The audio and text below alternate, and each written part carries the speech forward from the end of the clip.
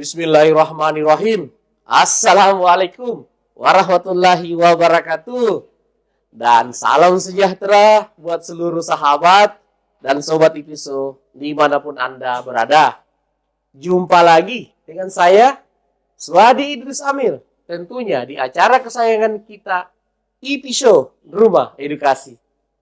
Sahabat dan sobat IPISO, saya kembali lagi tampil bersama pengamat politik Islam kita, Bapak Dr. Ridwan Pawalang MHI, untuk membedah tema dukungan Nurdin Abdullah ke Adnan Puricita. Akankah membuat Adnan menjadi Gubernur Sulawesi Selatan 2024? Tentunya mengikuti jejak Nurdin Abdullah yang memenangkan Pilgub 2018.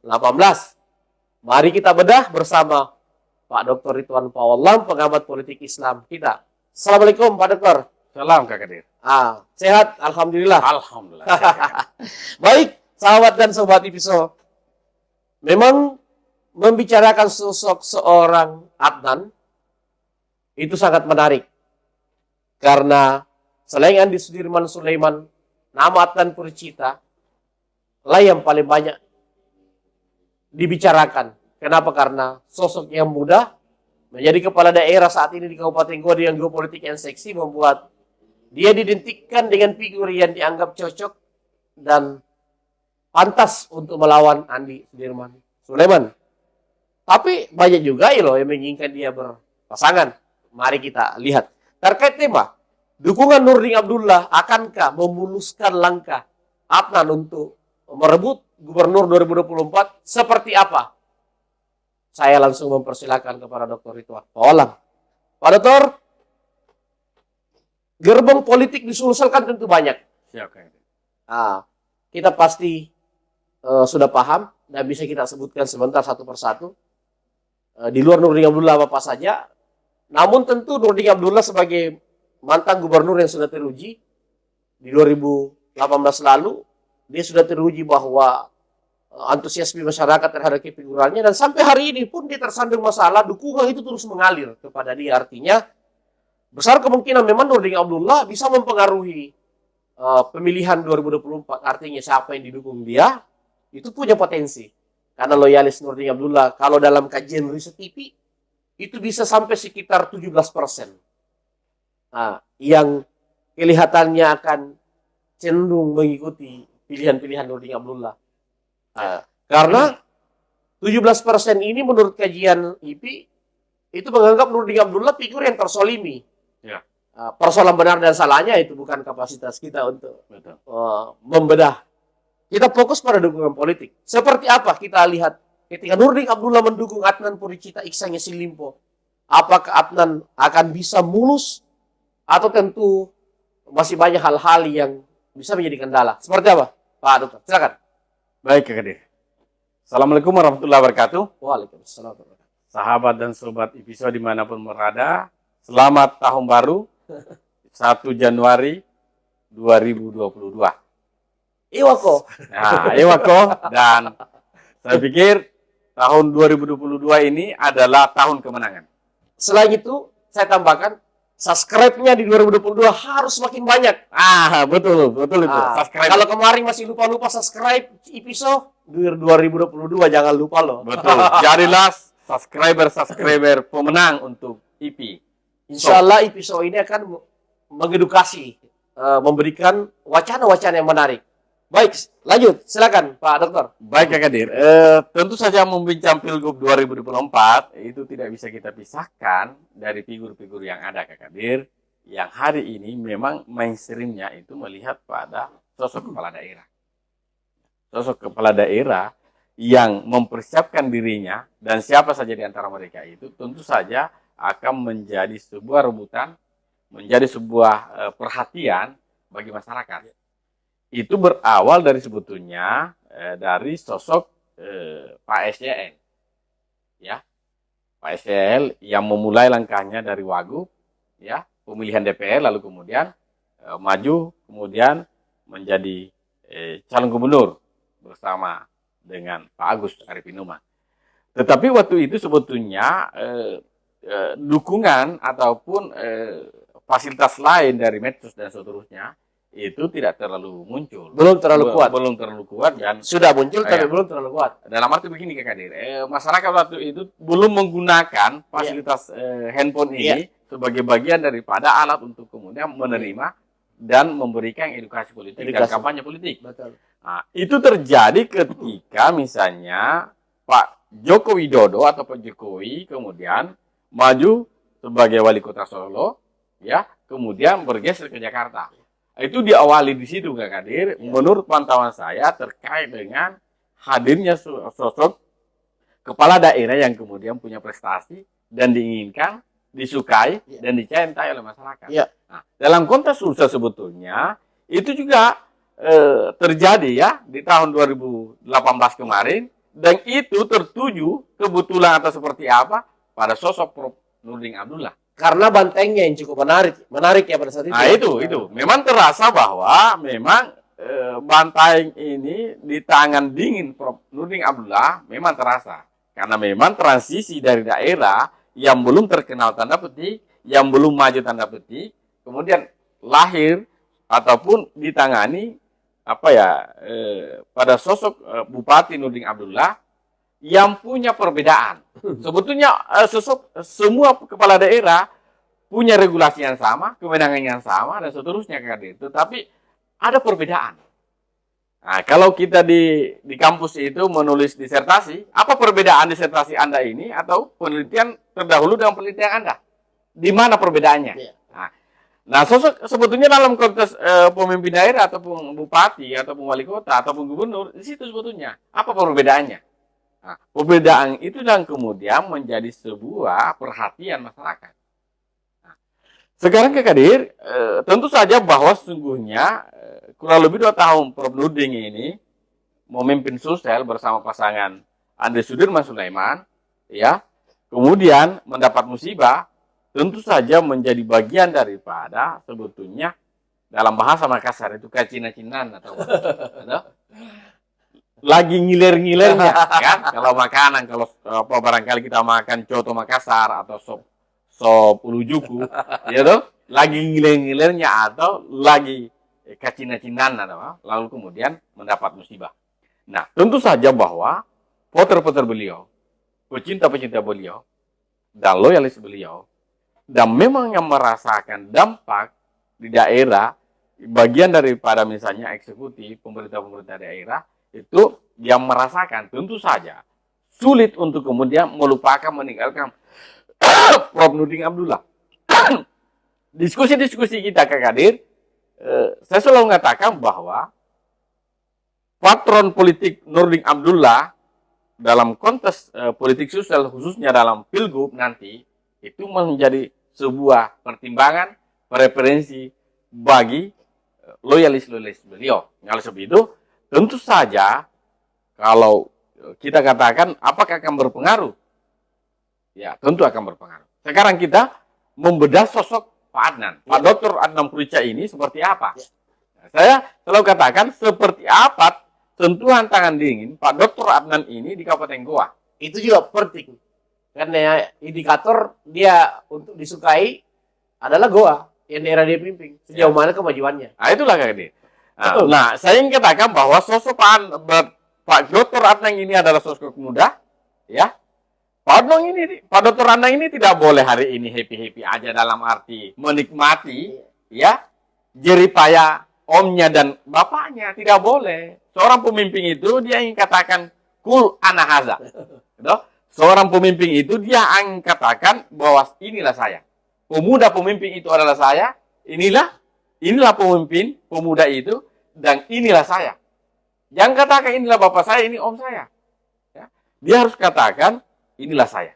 Inilah kebijakan-kebijakan ya yang saya torehkan di Kabupaten Goa dan silakan Anda menilainya.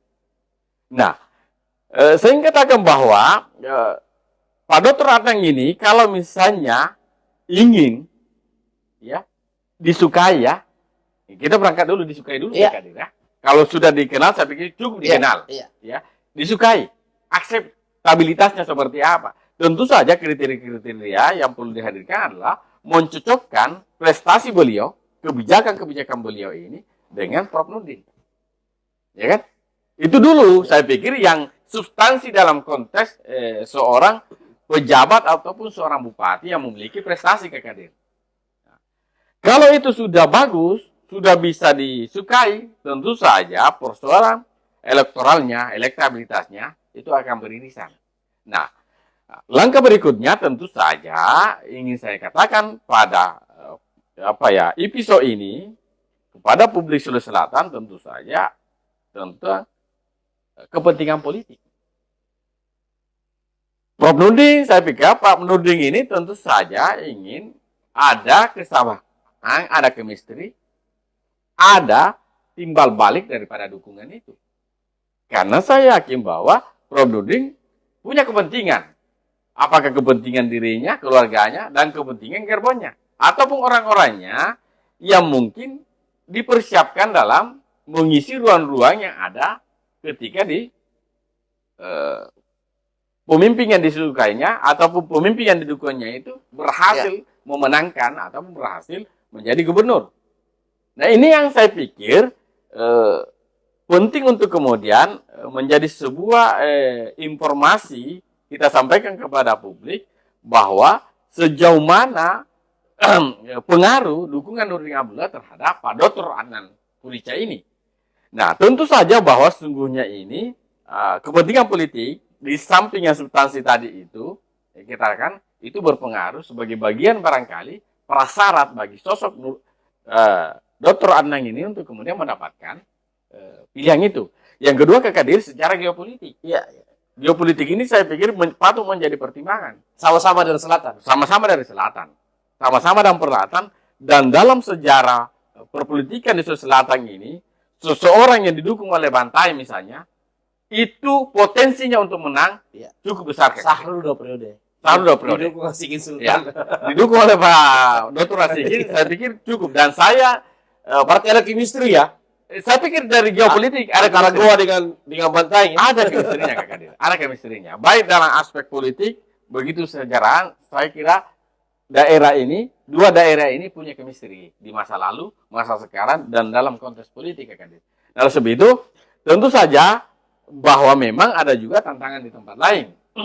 Tantangannya tadi itu adalah tantangan tentang kepentingan politik barangkali ya. Kalau kita bergeser pada aspek prestasi, calon-calon itu akan dipilih. Nah, tentu saja bahwa sesungguhnya peluang dan potensi untuk kemudian ke Pak Adnan ada, begitu pula terbuka peluang bagi calon-calon lain untuk didukung. Tentu saja dengan kriteria yang ada. Saya kira cukup sebagai sebuah pengantar Kak Kadir. Oh, baik. Pengantar pembuka diskusi dari Dr. Ridwan Pawalan sangat menarik. Beliau langsung menganalisis dua aspek yang bisa membuat tema kita ini sesuai dengan kenyataan. Tentu aspek yang pertama dibangun adalah kekuatan Nurdin Abdullah itu sendiri dan Adnan Purica itu sendiri. Baik, kita kembangkan. Ini kan kalau dilihat situasi politik saat ini, memang sih kelihatannya pendukung Nurdin Abdullah ini itu agak berat dan cenderung menjadi antipati terhadap Andi Sudirman. Ya, karena mungkin mereka masih merasa bahwa Nurdin Abdullah ini tidak jelas kesalahannya. Ya. Namun tentu fakta-fakta hukum sudah menjawab itu. Kita jangan kembangkan itu. Ya. Namun dari pantauan saya, dari riset yang kami temukan, pendukung Nurdin Abdullah ini menaruh rasa tidak simpati, nah, kan gitu. Nah, ini bisa menguntungkan tentu figur-figur yang dalam tanda kutip berpotensi menjadi lawan Andi Sudirman Sulaiman. Dan dalam konteks ini, dalam kajian PTIP sendiri, Adnan bisa menjadi figur yang memang sangat potensial, bisa menjadi lawan kuat dari Andi Sudirman. Bahkan kalau dalam simulasi-simulasi yang dilakukan, kalau Nurdin Abdullah mendukung Adnan, survei Adnan itu melejit dan mengimbangi Andi Sudirman. Ya. Artinya ketika Nurdin Abdullah mendukung Adnan, ada potensi Adnan bisa menumbangkan. Tapi kan tentu terlalu dini kalau sekarang kita berbicara menang atau kalah. Ya. Tapi tentu dalam kajian riset itu menjadi modal awal, Betul. menjadi modal dasar seperti itu. Baik, kita kembali membedah Nurdin Abdullah. Kalau seandainya Nurdin Abdullah mendukung calon gubernur yang bukan Adnan tapi tetap dari gua, karena dalam beberapa diskusi terakhir 3 hari yang lalu kita sering mendiskusikan bahwa ada juga kelompok masyarakat dari gua, dari selatan, gua Takalar, merindukan munculnya figur-figur baru mewarnai perpolitikan Sulawesi Selatan. Sudirman kan sudah figur baru, Ya. tentu kehadirannya memang cukup menarik karena dia figur baru ya. Tapi ada juga yang menginginkan munculnya keluarga Kapolda Metro Jaya. Bahkan dari diskusi dengan para akademisi itu, banyak yang menginginkan Kapolda Metro Jaya muncul di perhelatan Pilgub. Kenapa para akademisi menyarankan keluarga Kapolda Metro Jaya ini? Dalam hal ini Kapolda Metro Jaya itu sendiri yang muncul. Karena menurut kajian para teman-teman akademisi, kalau Kapolda Metro Jaya misalnya mau pensiun dini misalnya dan maju di perhelatan Pilgub Sulawesi Selatan, dukungan Nurdin Abdullah itu kan cenderung mengarah ke situ. Karena memang kalau dilihat pendukung Nurdin Abdullah itu suka pembaharuan. Seperti itu. Dan tentu ini akan membuat Sulawesi Selatan makin menarik.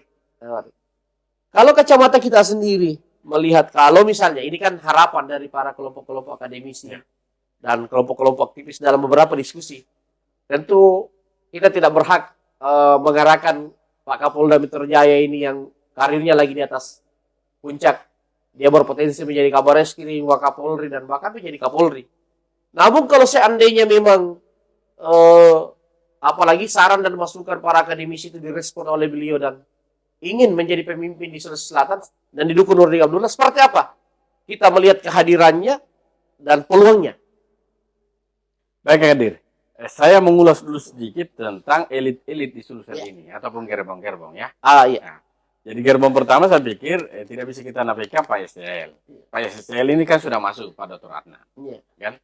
Terus misalnya ada lagi gerbongnya Pak NH, Nurdin Halid. Ada. Ya, tentu saja gerbongnya Pak Andi Sudirman hari ini dengan kakaknya Amran Sulaiman, Pak Dr. Amran Sulaiman, Andi Amran Sulaiman. Betul. Tentu saja gerbong-gerbong ini misalnya juga Ada gerbong IAS, ya ada gerbongnya Pak Bosowa Kala. Iya. Saya pikir ada, Amin Sam. ada kurang lebih 7 lah gerbong di Sulsel ini selain bantuan saya gerbong Amin Sam, Bosowa Kala, IAS, NH, Amran Sulaiman, SYL, Kapolda Metro Jaya. Tambah Nurdin Abdullah juga. Nurdin Abdullah 8. 8 Kak. Bisa menjadi 8 gerbong. Nah, betul Kak Kadir. 8 gerbong ini kalau menyatu Kak Kadir dan berkoalisi kan bisa 4 ini Kak Kadir ya. Bisa 4 cagup lah, pasangan cagup dan cawagup. Kalau sekiranya itu kita simulasikan secara secara sederhana. Nah, oleh sebab itu Kak Kadir tentu saja berharap begini. Saya mengulas sedikit tentang sejarah. Bahwa terakhir Sulsel dipimpin oleh Matra ya, TNI ataupun ABRI itu di tahun berapa ya? Tahun 2003 barangkali kan ya? Iya. Pak Amin ada 2003. Basri Palaguna. Pak Amin Sam kan? Amin Sam ya. Pak Amin Sam. Sorry, lihat Amin Sam. Pak Amin Sam kan sebelumnya kan itu bergantian antara akademisi hanya 2013 ya, 2013 hanya Prof Amiruddin barangkali ya. Prof Amiruddin yang akademisi. Selebihnya itu rata-rata TNI. Barangkali ada Polri enggak sebelumnya? Tidak ada. Tidak ada Polri memang ya. Tidak ada. Jadi Ahmad Lamo juga TNI. TNI semua. Ya. Basri Palaguna TNI. TNI semua. Nah, oleh sebab itu saya berpikir bahwa kalau memang ada kajian, ada ini ada masukan dari hasil FGD. Jadi kita melakukan FGD dengan puluhan akademisi. Dan rata-rata mereka mengharapkan munculnya Kapolda Metro Jaya dalam perhelatan Pilgub Sulsel. Nah, kalau memang itu sebetulnya sebuah harapan Kak Kadir, ya kita anggaplah itu sebuah doa. Dalam arti bahwa sungguhnya memang akademisi kita ini menginginkan figur baru. Dalam arti begini Kak Kadir ya, tanpa kita mengintervensi, melarang-larang dan tanda petik mereka yang muncul saat ini, ya, saya pikir misalnya gerbongnya Pak SL kan sudah muncul. sudah muncul dan Kalau itu seterusnya. racing, nggak Ya, bisa. itu risiko kan. Nah, terus misalnya gerbonnya Puang Amran, sudah ada adiknya sekarang ini. Ya. Tentu saja maksudnya begini kayak Kadir, dalam arti bahwa sebenarnya secara sosial politik oke. Tidak ada masalah pada persoalan itu. Hanya saja memang kalau kita berbicara tentang substansi dan demokrasi adalah kesejahteraan, pemenuhan kesejahteraan, pemenuhan terhadap hak-hak masyarakat, keinginan masyarakat, kesejahteraan masyarakat, tentu saja kita sudah bisa rasakan kan. Kita rasakan hari ini itu saya pikir sudah cukup. Ya, sudah cukup dalam arti ya nita otomi. Iya. Ya, bilang masyarakat kita otomi, nisentomi. Kan gitu kan bahasa masyarakat. Nah, sebab itu butuh figur baru. Butuh loncatan berpolitik kita, loncatan figur kita dalam konteks pilgub sosial ini untuk kemudian melahirkan figur baru.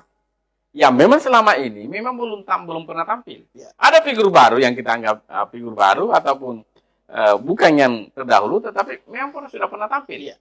Nah sekarang ini kalau misalnya sekiranya memang niat harapan-harapan publik itu memunculkan nama Pak Fadil Imran, ya Kapolda Metro Jaya untuk kemudian kembali ke kampungnya, pulang kampung untuk membangun Sulawesi Selatan, saya pikir bukan sesuatu yang haram ya, tanda petik. Bahkan sangat luar biasa. Saya pikir itu sangat diinginkan KKD dalam arti bahwa sungguhnya figur ini, keluarga ini memang dibutuhkan kembali. Dan saya pikir kalau bicara tentang sosok beliau, figur beliau ini, sosok Fadil Imran ini, punya terah genetika keluarga yang cukup jelas dalam konteks sejarah kemerdekaan Republik ini.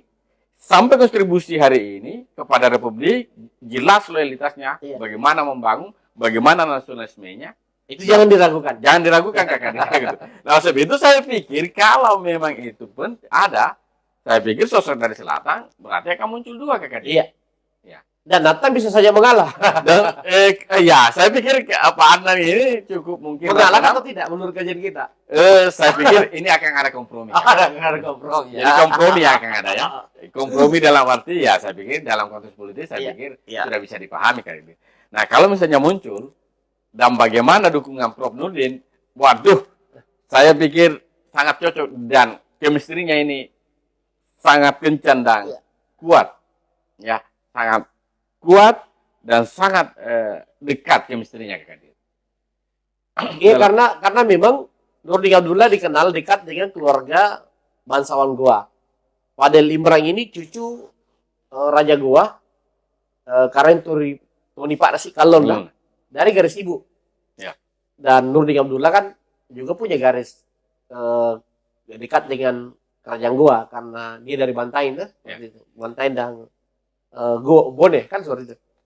Tentu hubungan kekerabatan itu bisa melekatkan.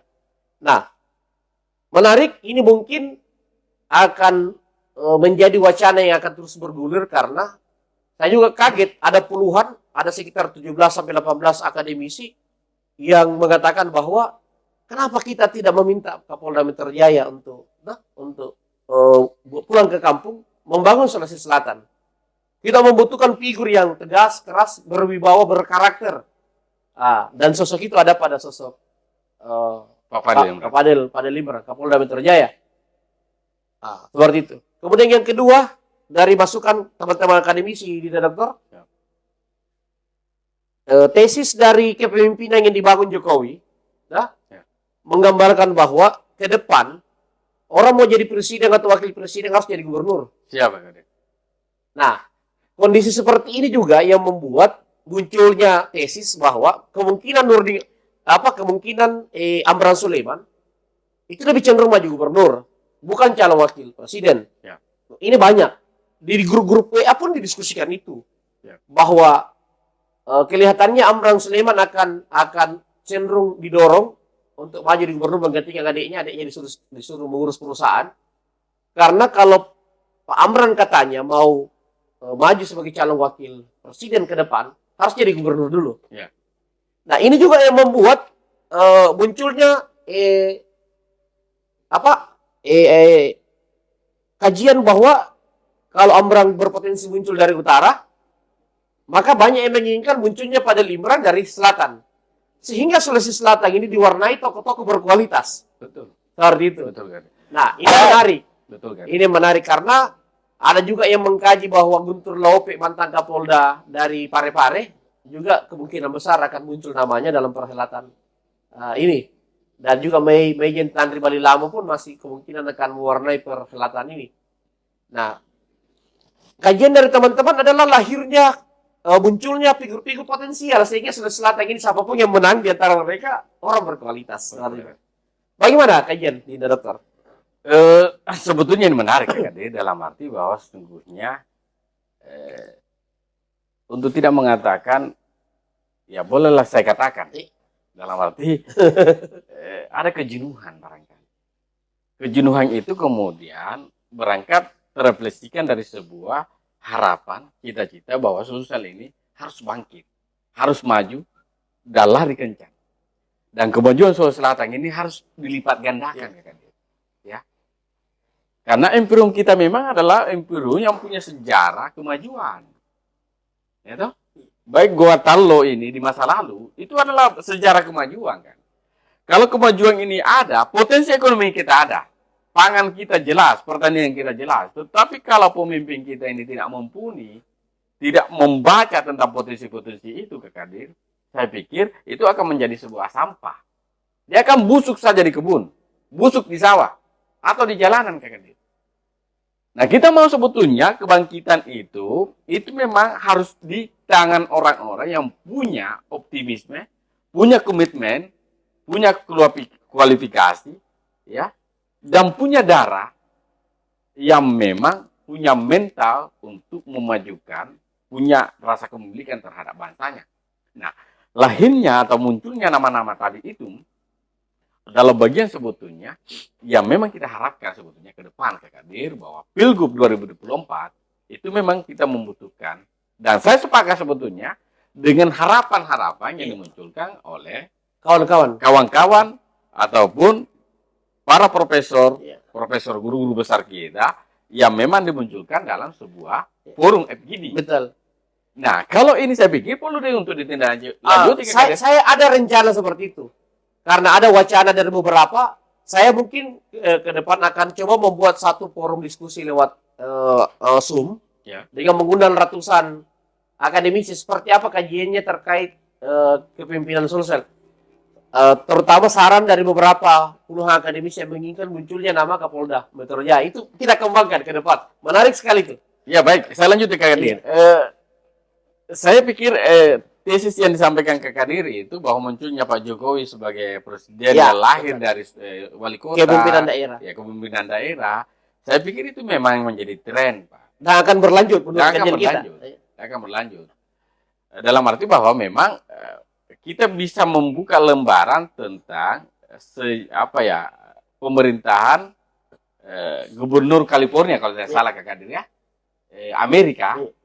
Itu yang memang sosok gubernurnya yang hebat Kak Kadir. Ini kan menginspirasi sebetulnya, menjadi bagian daripada inspirasi dalam konteks Indonesia. Nah, tesis itu sebetulnya menjadi tren dan diharapkan dan didorong oleh publik, masyarakat, baik masyarakat itu kalangan akademisi, begitu pula masyarakat kecil ya, dalam bahasa PDIP itu cilik. Bahwa memang mereka ini yang dekat dengan masyarakat, punya prestasi, kinerja yang bagus, itu memang diharapkan untuk berlanjut. Nah, kalau trennya itu mau dilanjutkan dan ada misalnya di Sulsel mau melakukan itu, apakah sosok Pak Fadil Imran dan sosok Pak Andi Amran Sulaiman, saya pikir nggak ada masalah. Atau misalnya sosok yang lain, misalnya Pak Guntur Laupe, atau misalnya Pak Tanri Balilamo, tidak ada masalah. Semakin banyak yang muncul putra Sulsel mau kembali untuk kemudian mengembangkan Sulawesi Selatan, saya pikir semakin bagus dan masyarakat akan. Andi Semangat Ruka juga kan sebenarnya juga diharapkan muncul di Sulawesi Selatan. Sebagai mantan pandam kita.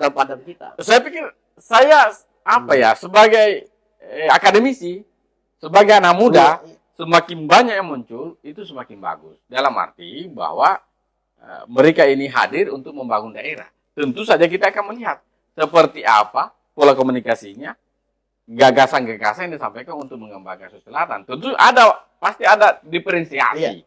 Diferensiasi dalam arti apa ya? Diferensiasi visi dan misi Kakak Dir. Nah, disitulah masyarakat sebetulnya ingin melihat. Karena generasi sekarang ini ada yang masih merasakan tentang sosok Prof. Amiruddin, ya, yang pernah berhasil memimpin Sulawesi Selatan sebagai mantan rektor UNAS. Nah, sosok itu kemudian adalah sosok yang kemudian yang yang dipersonifikasikan kepada Prof. Nurdin. Dan itu memang terasa Kak Kadir. Terlepas persoalan yang yang ditimpa oleh Prof. Nurdin, saya pikir itu ada terjawab harapan-harapan masyarakat. Nah, sekarang di Pilgub 2024 tentu saja harapan ini tidak mau kita tinggalkan. Kita tidak mau diamkan Kak Kadir. Betul. Saya sambung sedikit. Salah satu dari tesis dari teman-teman adalah sangat mundurlah Sulsel ketika pernah dipimpin Nurdin Abdullah yang profesor dengan segala kelebihan-kelebihannya sebagai seorang tokoh pembangunan ya. Kemudian kepemimpinan berikutnya tidak selevel dengan dia atau di atasnya dia.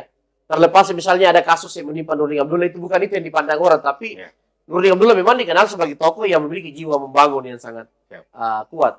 Nah, ini tentu menjadi PR bagi Adnan Puricita dan Andi Sudirman Sulaiman sebagai tokoh muda.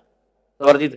Nah, pertanyaan saya, sejauh mana ketika kemunculan tokoh-tokoh yang hebat ini seperti Kapolda Metro Jaya, kalau direspon ya, kalau beliau merespon, Abraham Sulaiman, kalaupun dia merespon turun kasta, turun level dari wakil presiden menjadi calon gubernur, apakah akan mematikan karir Adnan dan Andi Sudirman itu sendiri? Atau kan ini bukan persoalan mematikan, ini persoalan antrian? Atau seperti apa kajian kita? Saya melihat begini Kak Kadir. Jadi kalau kita belajar tentang sejarah, ada sebetulnya inspirasi ataupun nilai agama, Pak. Dan ini hadis yang kuat, ya. Ini bisa diterima oleh semua umat beragama. Ya. Jadi kan peradaban Eropa itu maju, itu juga bagian daripada pembelajaran terhadap kemajuan dan inspirasi yang lahir dari Islam. Ya. Inspirasinya itu seperti ini Kak Kadir. Dikatakan bahwa dalam hadis Nabi, la yaqaul muslimun fi hubratin wahidah. Ya. Jadi dia tidak mengatakan mukminun, muslim. Muslim itu adalah selamat, kemajuan sebetulnya dibahasakan. Siapapun yang memiliki gagasan tentang kemajuan, progresivitas dan seterusnya, maka dia itu dianjurkan untuk tetap maju, Pak. Kalau hari ini maju 1 digit, maka besok 2 digit. Kalau besok 2 digit, maka berikutnya 3 digit. Ada yang mampu melakukan loncatan sampai beberapa digit. Nah, oleh sebab itu kemajuan ini sebetulnya yang sudah ditanamkan oleh, kalau tanpa bermaksud untuk kemudian menyampingkan mantan gubernur kita sebelumnya, tetapi yang terbaca dalam memori, saya tidak merasakan dan tidak pernah berjumpa sosok Amiruddin, Prof. Amiruddin, tetapi karya-karya beliau saya rasakan hari ini. Nah, oleh sebab itu kemajuan itu sebetulnya kita mau berharap berjalan dan loncatannya cepat. Nah, sekarang kepemimpinan ini yang ada sekarang ini saya pikir sejauh ini belum signifikan perubahannya. Nah, dalam konteks misalnya ada tokoh yang dipersonifikasi hari ini punya semangat dan ada indikasi-indikasi bahwa pada sosok beliau yang ada yang kita sebutkan tadi itu punya kualifikasi untuk memajukan dan membawa kemajuan di Sulawesi Selatan, ya saya pikir kenapa tidak? Silakan. Ya, tentu saja masyarakat akan menjemput itu kan. Menjemput dengan mudah, simpel. Dan saya pikir dengan low cost akan rendah biayanya. Karena masyarakat menginginkan sebuah kemajuan. Ngapain lagi memilih yang lain? Nah, terkait dengan 2 sosok anak muda kita ini. Mereka, beliau-beliau ini masih muda lah. Ya. Tentu saya pikir ini bukan sebuah pemotongan generasi. Hanya disuruh antri. Antri itu penting. Kaderisasi kepemimpinan sosial ini penting ada. Penting ada dalam arti bagaimana memang yang sudah matang, yang sudah masanya, ya, diinginkan oleh masyarakat, itu yang kemudian menjadi pemimpin. Nah, saya pikir beliau ini nggak ada masalah sebetulnya 2029 muncul. Iya. Masih muda. Masih muda. Masih sangat muda, Pak. Sangat muda. Masih paling tidak 2029, kemudian 2034. Iya, masih bisa. Masih bisa kan? Masih. Terutama Atta belum sampai 40 tahun umurnya. baru 36 kalau tidak salah. Iya, kurang lebih dah kan. Dia dalam arti bahwa memang sungguhnya peta kepemimpinan, regenerasi kepemimpinan di Sulawesi Selatan ini memang penting untuk kemudian 86. Berarti baru 35 nih. 36 ya. 36 anu. Adnan 86 dia. ya masih sangat muda kan. Sudirman ini 83. Ya. Berarti baru 39. Baru 38 39. Betul. Ya. Jadi memang kehadiran sosok yang muda ini itu bukan dalam arti untuk kemudian menghalangi sosok dua yang hari ini memang diperbincangkan untuk pilgub. Ya. Nah, memang sih dalam konteks politik itu kejutan-kejutan itu ada, dan kalau dia muncul itu sangat menarik. Iya. Dan kelahirannya juga, maksud saya kehadirannya juga untuk kemudian berpartisipasi dalam kontestasi pilgub itu bukan sesuatu yang kemudian batu-batu, istilah begitu toh? Ya. Ini Jo. Jelas mereka punya terah genetika sosiologisnya jelas. Jelas. Dan punya komitmen untuk membangun, dan dalam aspek nasionalisme saya pikir tidak perlu kita ragukan lagi kan. Nah, sebab itu saya secara pribadi ketika ada misalnya saran-saran dari akademisi guru-guru besar kita, harapan-harapannya, maka saya orang pertama kemudian mendukung itu ke Kadir. Saya pun mendukung itu. Siap ke Kadir. Baik, sahabat dan sobat IPISO, memang sangat menarik pergeseran diskusi kita. Memang selama ini dua nama dianggap sangat mewarnai perpolitikan, yaitu Pak Andi Sudirman sendiri sebagai calon gubernur definitif ya, dan Pak Adnan sebagai Bupati Goa 2 periode yang dianggap kuat menjadi lawan Andi Sudirman. Namun mulai muncul tesis-tesis baru bahwa Sulsel diharapkan bisa tetap mengedepankan figur-figur senior yang sudah punya kompetensi nasional. Kompetensi nasional yang dimaksud ini adalah sehingga Gubernur Sulsel itu bukan tokoh lokal. Sudirman dan Adnan ini dalam kacamata para akademisi masih berstatus tokoh lokal karena masih muda. Jam terbangnya secara nasional belum teruji kan gitu. Sehingga munculnya sebuah tesis dan wacana dari kalangan akademisi berharap dan akan meminta, dan mungkin akan dihembuskan ke depan, munculnya nama Kapolda Metro Jaya Fadil Imran untuk mau kembali ke kampung, membangun kampung, dan juga Amran Sulaiman mau menurunkan grade sedikit, jangan dulu maju di Wapres, tapi sebaiknya maju dulu sebagai calon gubernur, ya kan? Sehingga kedua tokoh ini bisa mewarnai pertarungan politik, dan membuat Sulsel ini menjadi perhatian karena dihadiri dan menampilkan tokoh-tokoh yang nasional yang luar biasa. Siap. Ini akan menjadi barometer perpolitikan Indonesia Timur dan nasional ya. Terkait Fadil Imran sendiri, kalau mau menjadi gubernur Sulawesi Selatan, potensinya itu besar menurut saya. Kenapa? Karena dia sekarang ini adalah Kapolda Metro Jaya, Jenderal Polisi Bintang 2 yang aktif.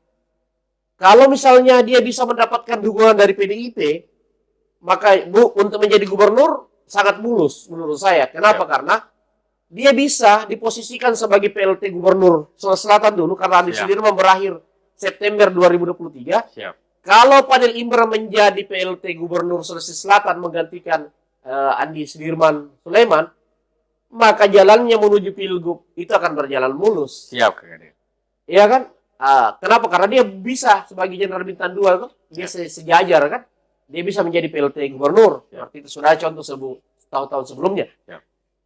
Dan Amran Sulaiman tentu dengan kekuatan finansialnya, dengan ketokohannya sebagai mantan menteri, ketika mau turun grade menjadi calon gubernur, juga akan membuat seru persaingannya dengan Fadil Imran. Sehingga selatan tengah ini menjadi seru kan gitu. Dengan kita juga berharap muncul lagi figur-figur yang lain. Misalnya Jenderal Tantri Bali Lama pun tetap kembali muncul. Guntur Laupe pun muncul sebagai mantangan, seperti itu. Bahkan kan di Burhanuddin pun sebagai mantan Kapolda berharap juga muncul ya tokoh-tokoh seperti ini. Dan walaupun ini mungkin akan menghambat Adnan sebagai figur, tapi ya tentu harapan ini bisa membuat Sulawesi Selatan menjadi maju seperti itu. Karena kalau kita lihat survei-survei Pilper hari ini, Dinda Dokter, yang tertinggi surveinya itu semua adalah gubernur. Siap kan? Siap kan? Iya kan? Ya. Ini bukan asumsi ini Bukan, fakta Pak. ilmiah. Fakta. Yang tertinggi surveinya Ganjar, Betul. Anies, Ridwan Kamil, Siap. Prabowo aja yang dari militer kan? Ya, betul. Artinya memang menjadi gubernur itu adalah loncatan yang sangat seksi untuk menjadi presiden dan wakil presiden. Siap. Jadi kalau misalnya Fadil Imran ke depan berharap bisa juga menjadi wakil presiden, bahkan menjadi presiden, maka saya pikir pilihannya menjadi gubernur Sulawesi Selatan adalah pilihan yang sangat rasional.